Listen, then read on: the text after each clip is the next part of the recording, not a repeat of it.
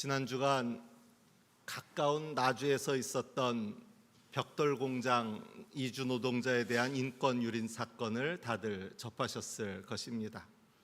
화물 포장용 비닐랩으로 감아서 지게차에 매달고 이리저리 끌고 다녔다고 합니다. 그 사이 그 가해자뿐 아니라 동료들, 심지어 동료 이주 노동자들은 이 모습을 휴대전화로 촬영하면서 소리내어 크게 웃기도 했다고 합니다. 물론 몸을 상하게 하는 심한 폭행이 있었던 것은 아닙니다.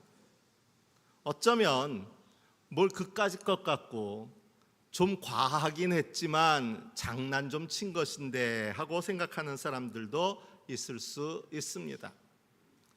가해자는 자신의 그야말로 과한 장난에 학대, 인권유린이라는 표현이 붙는 것에 대해 당황하고 있을 것입니다. 모르긴 몰라도 이 가해자도 우리와 별반 다르지 않은 사람일 것입니다. 어쩌면 주변에서 사람 좋다는 소리를 듣는 분이었을 수도 있습니다. 최소한 이재명 대통령이 언급한 야만적 인권 침해를 아무렇지 않게 범할 만한 그런 성격 파탄자는 아니었을 것입니다. 이 일이 보도된 이후에 그가 기자를 통해 전한 말입니다. 입이 10개, 100개라도 해도 할 말이 없다. 너무너무 죄송하다. 일이 이렇게 커질 줄 생각도 못했다. 피해자가 용서할 때까지 사과하겠다. 가만히 듣다 보니 가해자를 위한 변명으로 들리시지요? 제가 왜 이런 말씀을 드릴까요? 물론 이런 일은 다시는 없어야 합니다. 장난이었다라는 말로 쉽게 넘어갈 일도 아닙니다. 이번 일로 마음이 너무 다쳤다라고 하는 그 피해자에 대한 충분한 물적 정신적 보상도 뒤따라야 할 것입니다. 그럼에도 제가 굳이 가해자를 감싸는 듯한 그런 말씀을 드리는 것은 그 개인을 변호하려는 목적이 있어서가 아니라 이 일이 단지 한 개인의 일탈적 행위가 아니라 우리 사회 전반의 인권 감수성, 인권 지수의 문제를 드러내고 있다고 생각하기 때문입니다. 인권 감수성이란 다른 사람의 권리와 존엄성을 이해하고 존중하는 능력을 의미합니다. 예능 프로그램을 보다 보면 마음이 불편해질 때가 많은데 그것은 다른 사람의 인권을 침해하는 행동들이 아무런 여과 없이 재미를 주는 벌칙으로 포장되고 또 그것을 나만 아니면 돼라고 말하며 낄낄대며 지켜보는 동료들의 모습을 보는 것이 불편하기 때문입니다. 예능뿐만 아니라 사회 곳곳에서 이런 현상을 쉽게 찾아볼 수 있습니다. 최근에 불거진 국회의원들의 보좌관에 대한 갑질도 마찬가지입니다. 이처럼 피해자의 입장에서 바라보지 않고 그저 뭘 그 정도 갖고 라고 말하는 인권 감수성이 결여된 우리 사회의 모습을 지켜보면서 저는 우리들의 신앙 감수성은 어떨까라는 생각을 가게 되었습니다. 어쩌면 야만적 인권 침해라는 이 심각한 문제를 아이고 뭘 그 정도 갖고 라고 별일 아닌 듯이 대하는 우리의 태도가 우리 신앙의 영역에서도 나타나고 있는 것은 아닐까라는 질문입니다. 골로새서는 옥중서신 중의 하나로 사도 바울이 골로새 교회가 직면한 문제에 응답하기 위해 기록한 편지 형태의 말씀입니다. 골로새 교회는 바울이 직접 세운 교회는 아닙니다. 사도 바울이 제3차 전도 여행 중에 에베소에서 약 3년간 머물면서 두란노 서원에서 말씀을 가르칠 때 아시아 전역에서 온 많은 사람이 사도 바울이 전하는 복음을 듣습니다. 그때 골로새 출신의 에바브라 역시 바울을 통해 복음을 받아들이게 되고 그가 이후에 고향으로 돌아가 골로새에 복음을 전하고 교회를 세우게 됩니다. 그것이 골로새 교회가 됩니다. 바울이 골로새서를 쓰게 된 직접적 계기는 에바브라의 방문 때문이었습니다. 로마의 감옥에 있는 바울을 찾아온 에바브라는 두 가지 골로새 교회의 소식을 전합니다. 하나는 골로새 교회가 그리스도 안에서 믿음과 사랑 그리고 소망 가운데 굳건히 서 있다는 긍정적인 소식이었습니다. 그리고 두 번째 소식은 사실 이것이 에바브라가 바울을 찾아온 진짜 이유인데 교회 안에 교묘하게 스며든 헛된 가르침이 성도들을 심각하게 위협하고 있다는 것이었습니다. 신학자 제임스 던에 의하면 이런 헛된 가르침은 하나의 사상이 아니라 여러 사상이 뒤섞인 혼합주의의 특징을 보였는데 그것들은 유대주의적 요소, 헬라 철학적 요소, 신비주의적 요소, 그리고 금욕주의적 요소들이었다고 합니다.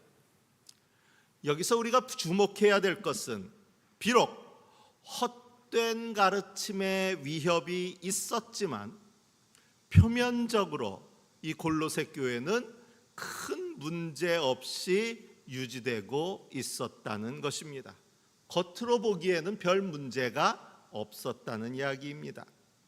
어쩌면 이것이 이 헛된 가르침의 특징이라고 할 수 있는데 이런 가르침은 단순히 예수를 부정하는 것이 아니라 교묘한 방식으로 성도들을 유혹하기 때문입니다. 이 헛된 가르침, 유대주의적 요소, 헬라 철학적 요소, 신비주의적 요소, 그리고 금욕주의 요소 이런 가르침들은 교회를 떠나라라고 요구하는 것이 아니라 교회에 머물러 있기는 하되라는 말로 시작하기 때문에 그 심각성을 깨우치지 못한 채 교회는 겉으로 보기에 아무런 문제없는 것으로 보여진다는 이야기입니다. 요즘 많이 듣게 되는 표현들 중에 밸런스 게임이라는 것이 있습니다. 주어진 두 개의 선택지 중에 하나를 아주 급하게 선택해야 된다는 거예요. 그래서 예능이나 이런 데서 곤혹스럽게 어떡하지 당황하는 모습을 봅니다. 그런데 이 헛된 가르침은 이런 선택, 둘 중에 하나를 고르라라는 선택을 강요하지 않습니다. 어쩌면 그래서 더욱 혼합주의의 특징이 나타나고 있는 것은 아닐까 싶습니다. 즉, 예수도 믿기는 믿지만 더 거룩해지려면 할례도 받아야 되고 절기도 지켜야 하고 또 천사에게도 경배해야 한다라는 식의 예수 플러스 알파의 유혹이 바로 헛된 가르침이었다고 할 수 있습니다. 이런 예수 플러스 알파의 유혹은 오늘의 시대에는 그 형태를 바꾸어서 나타나고 있습니다. 단지 아버지 하나님만이 아니라 어머니 하나님도 믿어야 된다라는 이단들의 가르침만이 아닙니다. 예수님이 길이요 진리요 생명이라고 입으로는 고백하지만 예수님만으로는 어딘가 부족한 우리의 태도입니다. 예수가 주시는 구원도 얻고 물질적 축복도 받고 싶고 세상 명예도 권위도 인정도 얻고 싶은 우리의 태도입니다. 이게 처음 출발할 때는 그래도 예수 플러스 알파인데 시간이 지날수록 이 알파가 없으면 예수만으로는 성이 안 차고 의미도 없는 것처럼 여겨집니다. 마트를 가면요, 1+1 딱지가 붙은 게 굉장히 많아요. 덤으로 하나 더 받으니까 좋다 생각을 했는데 어느 순간부터는 저만 그런지 모르겠는데 1+1, 최소한 2+1은 붙어야 손이 가지, 안 그런 거 사면 왠지 손해본 것 같이 느껴질 때가 있어요. 그게 꼭 붙지 않으면 안 될 것처럼 여겨질 때가 있다는 거예요. 일의 가치가, 원래는 그 하나의 가치가 충분했었는데 거기에 +1이 붙은 걸 맨날 사다 보니까 이제는 +1이 없이는 이것이 그 가치가 없는 것으로 여겨진다는 이야기입니다. 우리가 주일에 교회 오면요, 교회 와서 이렇게 함께 예배 드리고 그리고 나서는 함께 식사도 밥도 먹는 것이 얼마나 즐거운지 모릅니다. 참 좋은 일이에요. 그런데 어느 순간부터 밥 먹는 일이 더 중요해져 가지고요, 이제 당장 다음 주부터는 교회에서 밥도 안 준다니까 그럼 교회도 한 달 쉬자 생각하게 된다면 말이 안 된다고 여겨지겠지만 어느 순간부터 이 플러스 알파가 더 중요해진다는 얘기예요. 플러스 알파가 더 중요해진다는 거예요. 예수 믿고 구원받은 것만 해도 충분히 감사한데 우리에게 필요한 것들도 채워주시니 감사가 넘칩니다. 이집트 노예들을 해방시켜 주신 것만 해도 큰 축복인데 만나도 먹이시고 메추라기도 먹이시니 그야말로 은혜입니다. 그런데 어느 순간부터 만나도 지겹고 메추라기도 지겹고 그저 내 필요를 채우는 것만으로는 만족할 수가 없어지고 그러다 보니 구원도 해방도 의미를 잃어갑니다. 그렇게 황금 송아지를 만들고 플러스 알파가 우리의 우상이 되어 갑니다. 영국의 신학자 톰 라이트는 이런 플러스 알파를 alternative lords, 대체된 주인, 대체된 신들이라고 표현합니다. 세상은 끊임없이 예수 그리스도만이 아니라 다른 주인에게도 충성을 바치라고 우리를 유혹합니다. 예수 믿는 일도 성공을 위한 방편으로 전락합니다. 사도 바울은 바로 이 흔들리는 교회를 향해서 그리고 오늘을 살아가는 우리를 향해서 우리에게 정말 필요한 것은 플러스 알파가 아니라 우리가 이미 은혜로 받은 그 한 분 예수 그리스도를 더 깊이 아는 것이라고 말하고 있습니다. 신학적 용어로 말하면 그리스도의 충만입니다. 예수님만으로 충분하다는 것입니다. 바울은 이것을 설명하면서 식물적 은유를 들었습니다. 우리가 뿌리를 받고 자라나야 한다는 것입니다. 식물은 땅을 옮겨 다니지 않습니다. 내가 뿌리를 내린 예수 그리스도라는 그 땅에 집중해야 합니다. 기웃대며 다른 곳을 바라볼 것이 아니라 뿌리를 더 깊이 내리는 일에 집중해야 합니다. 그렇기에 충만한 삶의 비결은 플러스 더하기가 아니라 집중하기입니다. 다른 모든 것에서 눈을 돌려 모든 충만의 근원이신 예수 그리스도 한 분께 우리의 시선과 삶을 집중할 때 우리는 비로소 세상이 줄 수도 또 세상이 알 수도 없는 참된 충만함을 누리게 될 줄로 믿습니다. 그러지 않으니까요, 자꾸 예수 믿으면서도요, 예수 믿어봐야 뭐 좋은 일이 없다라는 소리가 나와요. 교회 다니면 좋다고 해서 교회 나왔는데 뭐 좀 좋은 일이 그 다음에 뒤따라 와야 될 것 같은데, 플러스 알파가 붙어야 될 것 같은데, 이게 안 붙으니까 예수 믿어봐야 아무 소용 없다라는 소리를 한다는 거예요.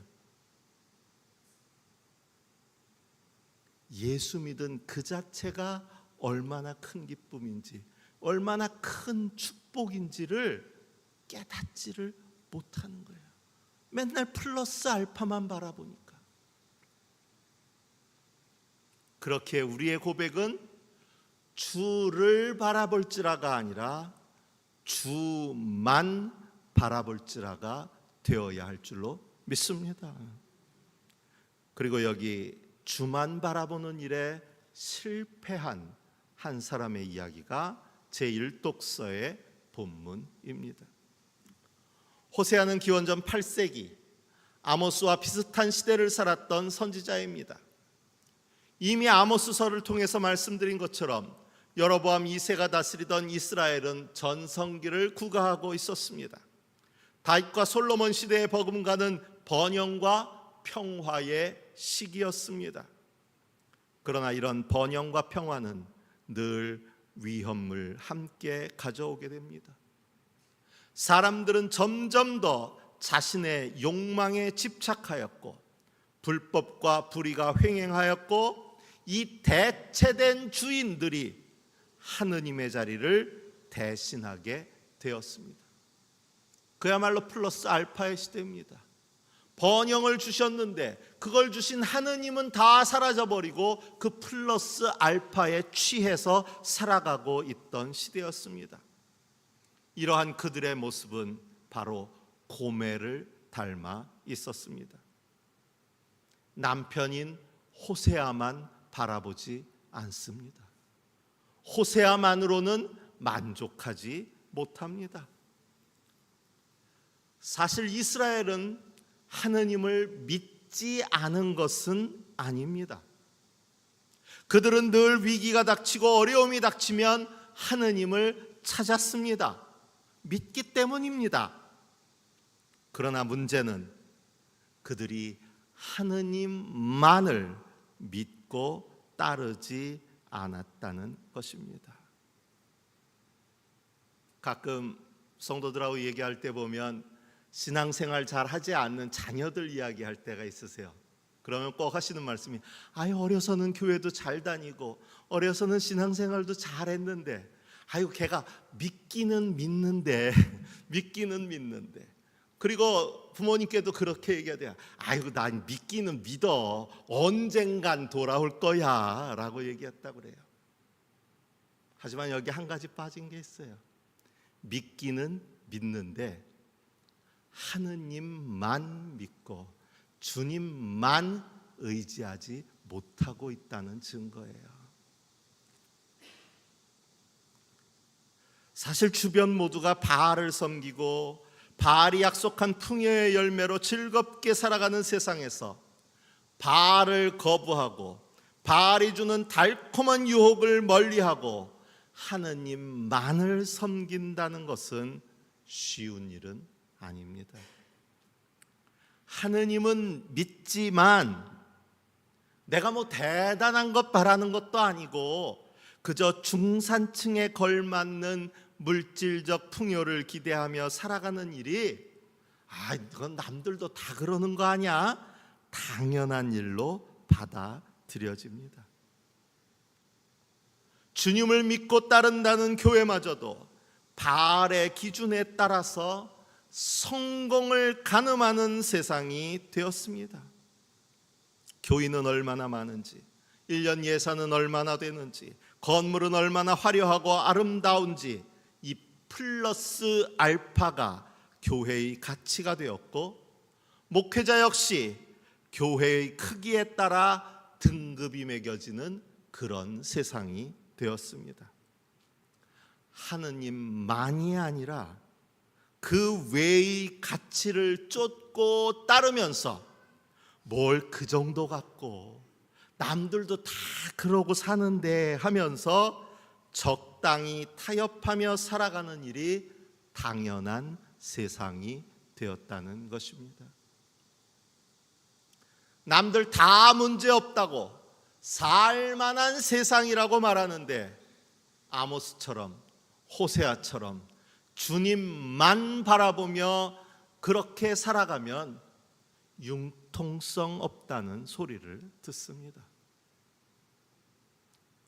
그런데 호세아를 통해서 말씀하시는 하느님은 단호합니다. 이런 우리를 로암미라고 부르십니다. 내 백성이 아니라. 아마 이스라엘이 화들짝 놀랐을 거예요. 무슨 소리입니까? 우리도 하느님 믿습니다. 우리도 하느님의 백성입니다. 아니, 너희는 나만, 하느님만 믿는 백성이 아니기 때문에 너희는 내 백성이 아니다. 로암미라는 거예요. 하느님도 좋고 바알도 좋고 세상도 좋은 우리는 주님의 백성이 될 자격이 없다고 하십니다. 믿음과 신앙은 삶의 한 부분이 아니라 전체를 관통해야 합니다. 삶의 지향, 가치관, 자세와 목적, 이 모두가 그리스도를 중심에 두고 살아가는 것, 그것이 바른 믿음의 자세입니다. 그저 교회와 관련된 일들을 하는 것이 신앙생활의 전부가 아니라는 것입니다. 주님은 이런 삶의 자세를 기도를 통해 가르치십니다. 그 중심은 하느님 나라입니다. 오직 주님의 이름만이 영광을 받으시고 날마다 필요한 양식만으로도 만족하며 행복한 세상, 그리고 우리에게 빚진 자들을 용서하며 나의 죄도 용서를 받아 더 이상 바알의 유혹에 흔들리지 않아도 되는 그런 하느님 나라를 구하고 찾으라는 것입니다.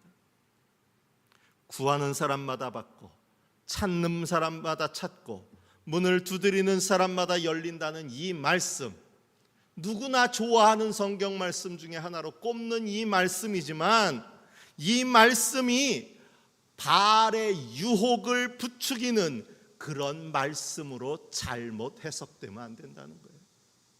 플러스 알파를 구하고 찾고 두드리라는 이야기가 결코 아니라는 거예요. 이번에 한 목사님이 압수수색을 받으셔가지고 뉴스가 됐습니다. 근데 이분이 화들짝 놀래가지고 하는 말씀이 내가 죄가 있다면 기도한 죄밖에 없다 하고 당당하게 말씀하셨어요.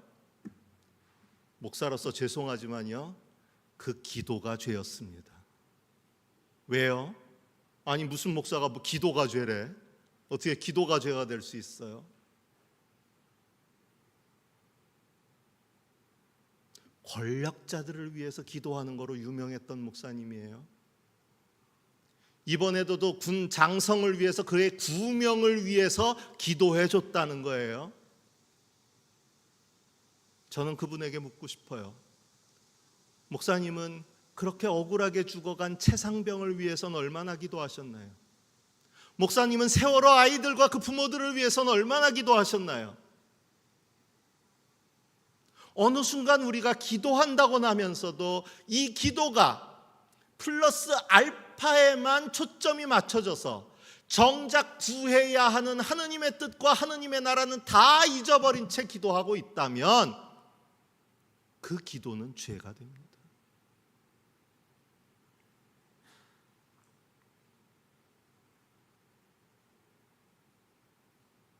주님이 약속하신 성령은 우리가 오롯이 주님만을 바라보고 하느님 나라를 살아가도록 도우시고 이끄시는 힘입니다.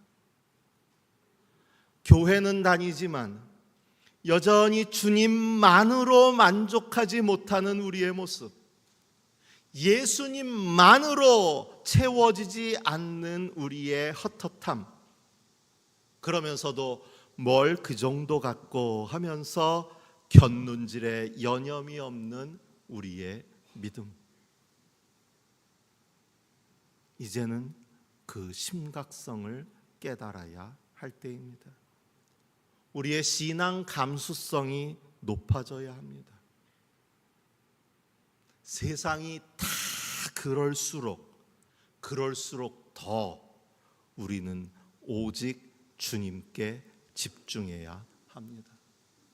그분 안에서 살아가야 합니다. 주님만을 바라보며 주님 한 분만으로 만족하는 우리가 되어야 할 줄로 믿습니다.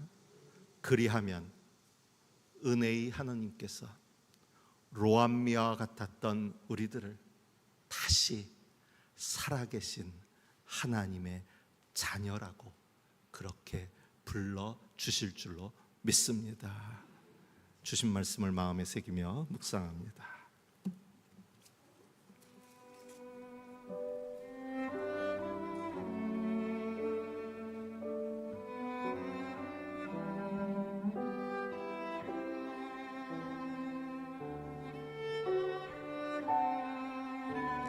그리스도 예수를 주님으로 받아들였으니 그분 안에서 살아가십시오. 그분 안에 뿌리를 받고 세우심을 입어서 가르침을 받은 대로 믿음을 굳게 하여 감사의 마음이 넘치게 하십시오.